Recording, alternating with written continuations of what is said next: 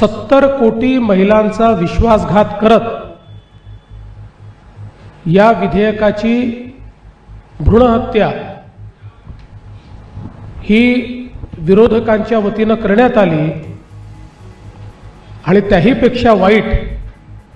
की अशा प्रकारची हत्या केल्यानंतर जो आनंदोत्सव त्यांनी साजरा केला तो एक प्रकारे भारतातल्या समाज सुधारकांच्या विचारांवर केलेलं तांडव होतं। मला अतिशय दुःख आहे की महात्मा ज्योतिराव फुले यांची 200वी जन्मशताब्दी ज्या वर्षी चाललेली आहे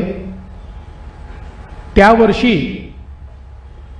महात्मा ज्योतिराव फुलेंच्या विचारांना तिलांजली देण्याचं काम झालं आणि त्यामध्ये भाषणापुरतं